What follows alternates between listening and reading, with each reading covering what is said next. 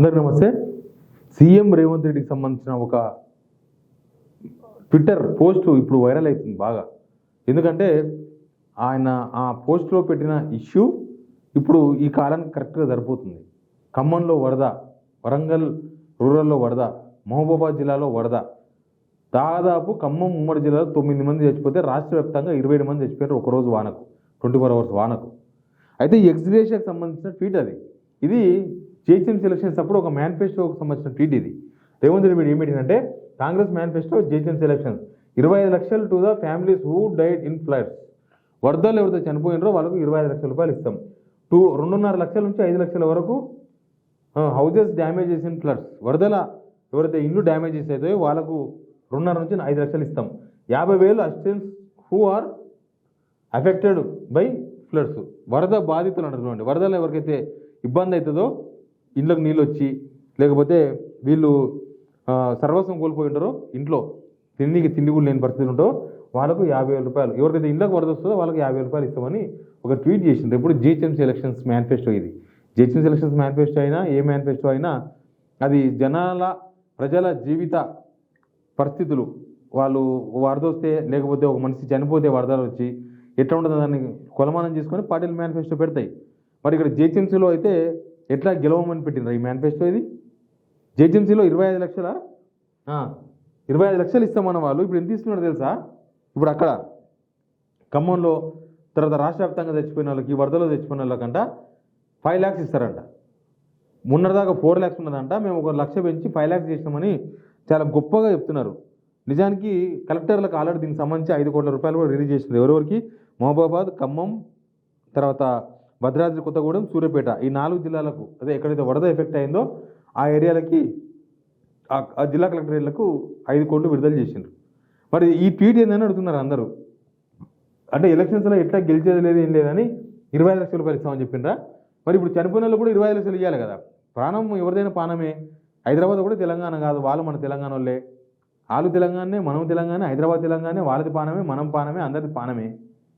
అంటే ప్రతిపక్షంలో ఉన్నాడు. అప్పుడు ప్రతిపక్షంలో ఉన్నారు, కాంగ్రెస్గా ఉన్నారు, అధికారం లేదు రాష్ట్రంలో, కేంద్రంలో ఎట్లా అధికారం లేదు కాబట్టి ఎట్లా గెలవమనుకున్నారా? లేకపోతే ప్రతిపక్ష నేతగా, ప్రతిపక్షాలుగా ఉన్నప్పుడు మనం ఏదైనా చెప్పొచ్చు, జనాలను తప్పిదారి పట్టడానికే, ఓట్ల కోసం, 4 ఓట్ల కోసం మనం ఏదైనా చెప్పొచ్చు. కానీ అధికారంలోకి వచ్చిన తర్వాత మాత్రం మనం దాన్ని ఫాలో కాము, అదంతా వేస్ట్, వృధా, మేము చెప్పిన మేనిఫెస్టో మొత్తం గింతే అని చెప్పదలుచుకున్నారా? ఏం చెప్పదలుచుకున్నారు దీని ద్వారా? మీరు అధికారంలోకి వచ్చిండ్రు, అవసరమైతే ఇంకా ఎక్కువ ఇవ్వచ్చు. నిజానికి హైదరాబాద్ జిహెచ్ఎంసీ ఎలక్షన్స్ అప్పుడు అధికారంలో లేదు, వస్తుందని హోప్స్ కూడా లేవు. అప్పుడు జిహెచ్ఎంసీలో వాళ్ళు గెలిచింది 2 సీట్లే. మరి అధికారంలో లేనప్పుడే 25 లక్షలు ఇస్తామని మీరు చెప్పిర్రంటే, ఇప్పుడు అధికారంలో ఉన్నప్పుడు అవసరమైతే దానికి డబలో, ఇంకా త్రిబులో, ఇంకా ఏమిస్తారో. అధికారంలో ఉన్నారు కదా, ఇప్పుడు మీ చేతిలో పవర్ ఉంది.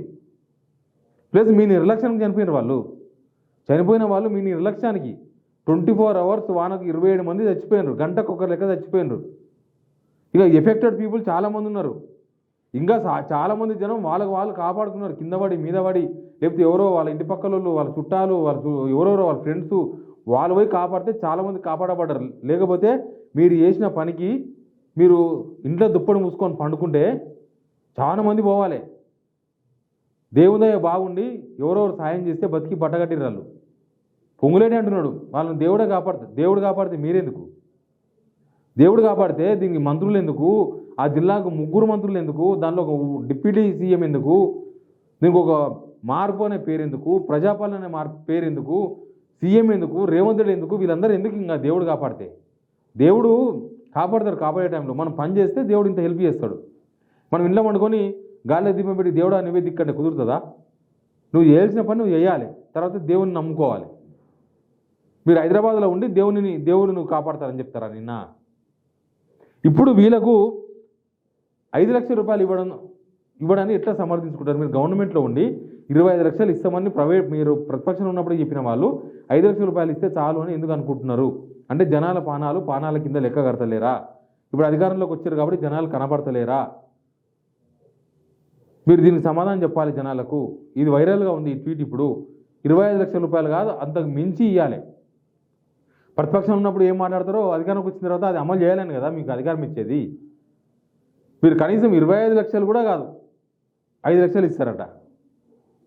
మీ నిర్లక్ష్యానికి బలైన కుటుంబాలకు 5 లక్షలు ఎట్లు ఇస్తారు? మీరు చెప్పిన 25 లక్షలు ఇస్తారో, దాన్ని డబల్ ఇస్తారో, త్రిబుల్ ఇస్తారో మీ ఇష్టం. కానీ మీరు చేసిన ట్వీటే బాగా వైరల్ ఉంది రేవంత్ రెడ్డి గారు. మీరే బద్నామవుతారు. ఇదేదో సమాధానం చెప్పండి. Please subscribe signal TV.